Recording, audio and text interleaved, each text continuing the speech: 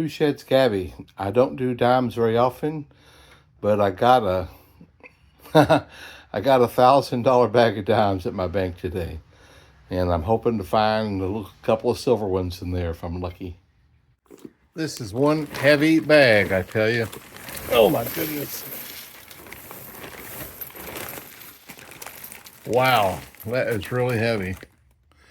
I'm gonna start looking through them and see what I can find. This is gonna take a while. Well, I have practically filled up a nickel box full of dimes. But look here. Oh, there he is. I finally found one. Maybe there'll be another one. 1947. All right, I did find one. I was beginning to wonder. Cool. Well, I do have a long way to go still, but I was just curious. Lighting here. How off-center does off-center need to be before people pay attention to them? That's pretty off-center. And this one looks like the numbers weren't struck strongly. You can't hardly see the In God We Trust. But it's not hardly messed up under the neck, which makes me think it may have came from the mint like that.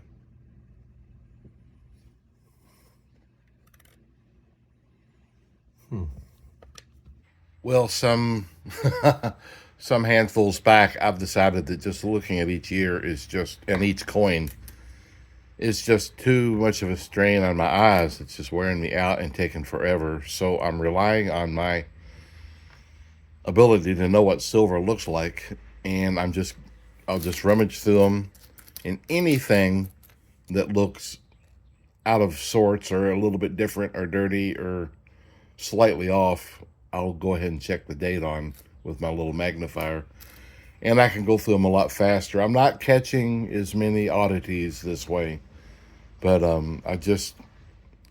me and dimes just struggle together, I guess. For instance, I just pulled out this handful and stuck this one on the top. If you're used to silver, it just looks different, you know. It stands out. If you're not used to it, you may not agree, or you may not be comfortable with that. But I've been looking for silver for so long, I just see it almost all the time, and all the ones question, I put my magnifier on, so it just stands out so different from the rest. So that's why I've switched to this method. I'm nearing the end of the bag, and I just found a 1947 Canadian silver dime. That's really cool. Very cool indeed. Well, I've found multiple silvers in this bag now, so that's neat. Maybe this particular coin machine doesn't kick out 1947 coins. Notice my silver spoon. This is the two coins I got out of this same machine's coin return. Just, I think it was like a day or two before I got this bag. No, it might have, I think it was the same day. I took some nickels back before I bought the dimes. That's right. Cayman Islands and Bahamas. As I pull the coins from the bag, I'm looking at them just to see if they have that look to them, and if there is anything questionable, I check them with my magnifier. But then before I put them in the box, I sit back and I look over the whole bunch one more time.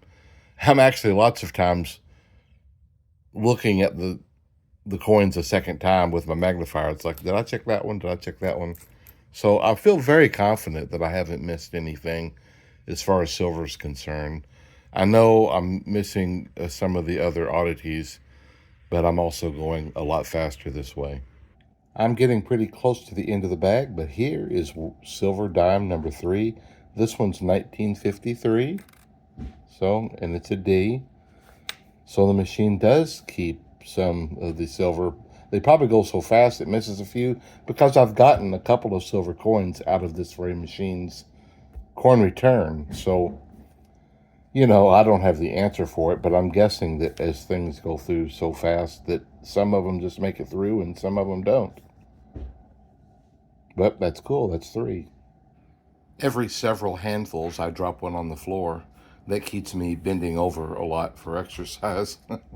Just a little ways left to go in the bag, but I still found another. This is the fourth. This one's a 1964.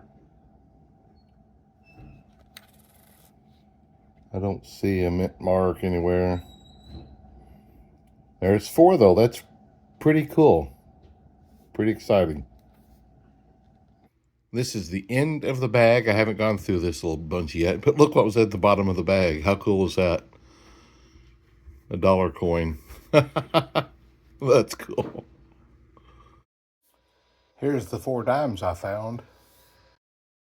Well, here's what I ended up with. I know that the last 3/4 of the bag I went through a lot faster, and you know I could very well have missed some fun things, but it was just taking me so long, killing my eyes. But I got 4 silver coins, one of them being Canadian King George, pretty cool. I got a Sacagawea at the end of the bag. That was kind of funny. These 4 are off center, probably not enough to even be concerned about, you know. And they're all off to the left. It's kind of funny. And this one is not struck well. The In God We Trust to the date are just barely there at all. And this one looks like it says 1960 with the O being down, but it's not a 1960 because it's definitely copper alloy. So I'm not sure what the deal is on that one. I'll just hang on to it. Maybe it was supposed to be a 6. I don't know. I see the Ring of Death has affected it, so it may not even be from the mint at all. It may just be something else, but I'm going to hang on to it for the fun of it. Well, 4 silvers was cool. Let me get over here and see where I'm at for the year. Oh, this was kind of funny. When I went into the bank, I had a bag of coins to return in the coin machine, but then I went up to the counter and I said, hey, this is going to sound very 70s, but do you have my dime bag? And they thought that was hilarious. They said, are the police here? Anyway, we got a big laugh out of it. These 4 silver dimes put me at 97 for the year, so I'm just 3 silver coins away. I feel pretty confident I'm going to get it. It'd be great if I got it this Thursday when I pick up my $50. Haven't done as much here lately. The last few weeks haven't done too well. I was getting there for several weeks. It looks like I was getting like 2 or maybe even 3, but this last week I didn't do anything. But I'll pick up a few more boxes Thursday. Thanks for watching, and let me know if you think this was worthwhile, getting a bag of $1,000 worth of dimes. I found 4 silvers. That's not bad. Tell me what your thoughts are.